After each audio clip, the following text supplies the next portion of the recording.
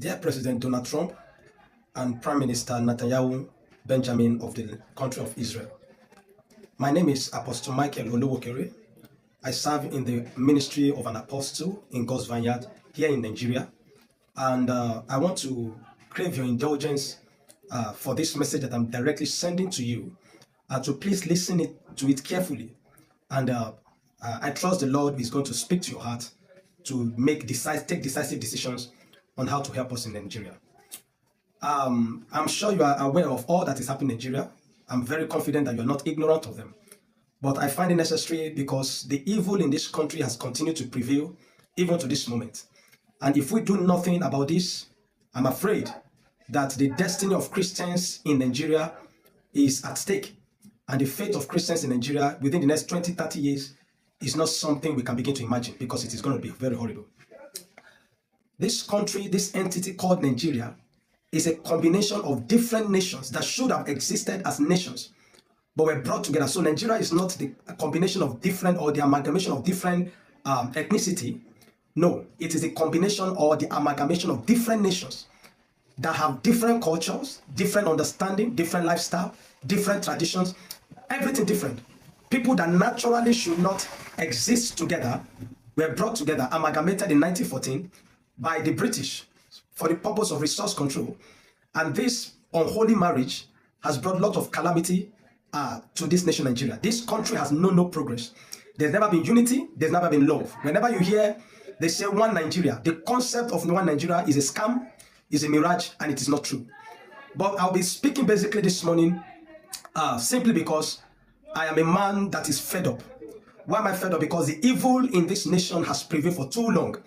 And I'm afraid that the level we are at this time is not something we can begin to imagine, because these people we live together in this country, these people that force themselves into this nation, are working tooth and nail to ensure that they bring Nigeria to an Islamization state, to Islamize and to Fulanize Nigeria. And this is why it is important this morning that I bring this message to you, so that you will learn, you understand, even though I know you are aware of this before all this, because your nations, the nation of Israel and the nation of United States, are a nation that God has blessed with resources, capacities, and abilities to gather adequate information. So there is nothing I'm saying this morning that I think you are not aware of. In 1908, between 1804 and 1808, a man called Usman Danfodio invaded the northern part of Nigeria long before the amalgamation, invaded through the process of jihad, bringing jihad, Islamization jihad, to Islamize the northern part of Nigeria. And he succeeded, conquered the Hausa race. The Hausas are indigenous people of the land, but they were conquered by Usman Danfodio in 1808. And from that conquest, from that invasion, and his victory led to what today you hear of Hausa Fulanis. So the Hausas were completely conquered race, completely conquered ethnicity. They were conquered by Usman Danfodio through Islamization and through the process of jihad. And even though he intended to continue with this process all over the country, he couldn't. But after a while, a man called Afonja, that serves under the Oyo kingdom, the kingdom of Old Oyo, in those days, made a partnership with a man called Malam Alimi, a Fulani man, to help him to fight. And I think the deal was, after the war, he was going to settle down in his land. And that was exactly what happened. And today we have Fulani ethnic in Kwara State. Also, this was what brought about establishment of a caliphate, the Emirates, the caliphate in this northern Nigeria. So where the Sultan now being both the spiritual head and the father figure to all northern Hausa race, Muslim race, or people like that. But this union has brought nothing but chaos. And for a long time, they've been agenda to Islamize this nation, to turn Nigeria to what today we have as a Turkey, or to a Lebanon, and those nations that used to be a Christian nation, to turn into a Muslim nation. And what I'm talking to you about this morning, it didn't start 10 years ago. It didn't start 20 years ago. It didn't start 30 years ago. This is something that the ancestors of these people have seen and they have put in motion for the past 40, 50, 60 years in Nigeria, or more than that. And I want to tell you that at this time they are succeeding, because the process of jihad is in full force. But let me, for clarity's sake, there are different ways nations are being Islamized. They can be Islamized. The process include, number one, movement. They're moving either by migration, what we have today in Europe and in America by migration. They migrate. And in that stage, when they are small, when they are little, they are peaceful. But after a time, after a while, they move to the next stage, which is the process of population. They try to give that to as many as possible and invite more people to come and dwell there. But when they have gotten to a certain number, gaining momentum, population-wise, they move to the third stage, which is the stage of gaining authorities in government. They position themselves strategically in key government positions, and they overwhelm the nation with themselves. And you have almost every sector of the country or every sector of the country's economy filled with them, making critical decisions. And this is what you have even in America and some other parts of Europe, most part of Europe, especially and most especially in the UK. Now, when they have done that, the next stage is to enforce laws that will permit them to bring to pass or to bring into realizations the agenda of Islamization. And that is when they bring institutionalized Sharia. This stage was achieved in Nigeria between 1999 and 2000, where 12 states in northern Nigeria adopted Sharia as their ruling laws as against the Nigerian constitution. So they bring it together, but predominantly they function by the Sharia law. And this has caused nothing more than chaos. I cannot begin to tell you the amount of lives of Christians that have been lost in this. But my main point today is, few days ago, the people that were displaced in Goza local government, in a village called Ngoshi, have been living as IDP in the border of Cameroon for over 10 years, were promised by the government to return back to their land. And they returned back two nights ago, and they were all massacred. They were killed. You will see the pictures and the videos down here, sirs. They were killed, they were annihilated, they were beheaded, they were destroyed. Their properties, the village was completely destroyed. Now we have people that are responsible for this, which you know them. The dreadful Boko Haram. Then you have the Fulani jihadists that are working tooth and nail to ensure they continue with the mandate or what Usman Danfodio couldn't complete, and to ensure that they, for one purpose, both Fulani S-men and the Boko Haram and the Lakarawas and every part of this terrorists are all working towards one goal and one goal alone: to turn Nigeria to an Islamic nation. This is why you find out that Nigeria is a member of OIC, Organization of Islamic Cooperation. Nigeria is supposed to be a secular state based on the Constitution of Nigeria. However, this is not the case. Nigeria is more of an Islamic state, or more of like an Islamic nation, than a secular nation, where you have both about 50% Christians and 50% Muslims being the predominantly practiced religions. However, the Christians have been subjugated. There have been genocide every part of this nation, especially in the north and in the middle belt part of Nigeria. The churches have been burned in their thousands and thousands. People, Christians, the vulnerable Christians, locals that are Christians, have been killed in their thousands and thousands. And you think you are the people that have been supporting this vision. There are people up there, the sultans, the men in government. And we have had many of them, including the late man Buhari, the President Muhammad Buhari, was part of the people that have been facilitating these things to ensure they bring the nation of Nigeria on its knees to submit to Islam. And now they're in the final stage of jihad. This is why you find out that there is killings and killings. I want to tell you, even though we see what is happening presently, what you're doing presently in Iran, the killings and lives that have been lost in Nigeria is 3 times more than what you have in Iran or any part of the world. Nigeria stands today as the most persecuted nation for Christians. Where Christians have become endangered species. And I'm talking from experience because I was born and raised in the north, and I understand these things.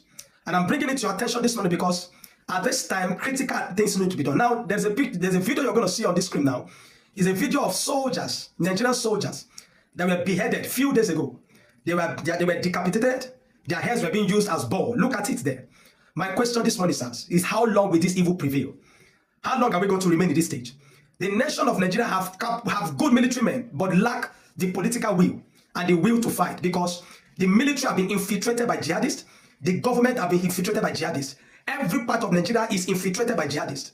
And if nothing is done at this time, in 20 years from today, I am afraid that we might not have Christians again in Nigeria. I'm pleading, look at this, the head of these people here. These are people's brothers. These are people's husbands. This is somebody's son. These are people's sons. These are people's neighbors. These are people's friends. But they were beheaded. Look at. So you will know that we are not one in this nation, and we can never be one. How could somebody become an animal to treat his fellow human being this way? How could somebody behave? This is a beastly act. Such people do not deserve to live among men. Therefore, I am calling for you to intercede as soon as possible in Nigeria. Two things I want to say this morning. Number one, is either the government of Nigeria permits the citizens to legalize arms, where citizens can own arms to protect themselves, because the Nigerian government have failed woefully to protect our citizens. The Nigerian military cannot. They are doing very little in protecting the citizens. So it's either you make the government of Nigeria to permit that every citizen of this nation, as many as that have the means, obtain a means of defending themselves. Because you see, the right to life is a fundamental human right. And every human has the fundamental right, both before God and before the nation, to protect themselves. So legalize it, talk to the government and oppress them. Because the government of Tinubu has sold out the nations to the jihadists, where the government of a nation pays ransom in tunes of millions and millions to terrorists. And with this ransom, they have the means to obtain more rifles, more weapons to terrorize Christians. And now, even Muslims alike, those that are moderate Muslims, those that are not adherent to the principles of Sharia, those that do not submit to the principles of Sharia that are Muslims, are even being killed at this time. Because their goal is one, to make Sharia the only law for a nation, for Nigeria, and also to Islamize the nation. So Nigerians must protect themselves. Please make it that the nation of Nigeria can protect themselves, that every citizen, as much as possible, as many as they can own rifle, can own weapon to protect themselves. Or the second option, this nation should divide. Everyone should go their way, because you see, there is no time the nation have been one at all. The concept of one Nigeria has been a mirage. It's been forceful. It's been lies from the pit of hell. And this has brought a lot of chaos. Lives have been destroyed in scores. I am pleading with you, President Donald Trump and Prime Minister Benjamin Netanyahu, help Nigerians. Come to the rescue of Christians in Nigeria. What you see in Iran is very, very little to what is happening in Nigeria. Every single day, there is hardly a day, hundreds and tens and thousands of Christians are not being killed, especially in the middle belt, in the northern part of Nigeria, and now, even in the southern part of Nigeria, in the southwest, where worshippers in the church have been abducted, kidnapped, and killed, where churches have become, they have no regard for churches. They go into churches and they kill people. This has been for years, for decades. I'm sure you are aware of everything I'm talking about. But as a concerned Nigerian, and as a man that serves in the vineyard of God, I call upon you this morning. Come to the age of Nigerians. Rescue this nation from the hands of terrorists, from the hand of jihadists. If you don't do anything at this time, I believe that what you have at the position you are today, because God has placed you there, and I see what you do, and that's why I call you God's servant. Because I believe that what you're doing now is the will of God, to restore some sanity back to the insanity in the world, especially in nations that support terrorism, that finance terrorism, like Nigeria, where government paid ransom. And we have key men that have risen high in government, that have played strategic role, that have played strategic and still play. They are instrumental to the establishment of Boko Haram. They were instrumental to the banditry, to the terrorism, and to the genocide in Nigeria. Most of them are governors. Some presently, some have served, some have been president, some have been prime minister, some have been chief of army staff, chief of defense staff, men that have held key positions in these nations. And they are there today. We need your help. I am tired of seeing bloodshed every day. I couldn't sleep. I saw this video, I couldn't sleep. This is why I'm making this video today. I lost my peace since yesterday. Because how could a human being do this to another human being in the name of a God? Nigeria can never be Islamized. Nigeria will never be Islamized. Not in my own time. Because evil have prevailed this long in the nation of Nigeria, because the righteous men have been too quiet. So I'm pleading with you and I'm calling upon you. Ensure that every citizen in Nigeria can own a weapon, just like you have it in the Second Amendment of the United States, where citizens have the right to legally possess arms to defend themselves. The Nigerian government are doing nothing to protect the people. To them, it's all about power, embezzlement of funds, and re-election. To the military men, some being faithful, but most of them are overwhelmed by jihadists. We cannot continue like this. Let the nation of Nigeria split. Because, like I said, we have never been one. The concept of one Nigeria has been a mirage. Let the nation of Nigeria split, or the citizens can possess arms to defend themselves. If the government cannot defend them, the military men cannot protect them, I think it is the right of the people to protect themselves. Please come to the help and aid of Nigerians at this time. It is getting worse every day, every single day. People in their thousands have been killed. Churches have been burned. Christians have become an endangered species. We cannot continue to live like this. I was a Muslim. I lived as a Muslim until when I was 21. And I tell you from experience that the motion of jihad, that the concept of jihad, that the mandate of jihad, trying to fulfill the vision of Usman Dan Fodio, so that the whole nation of Nigeria will become an Islamic nation. I want to plead with you, come to the help of Nigerians and rescue us from this calamity. Thank you and God bless you.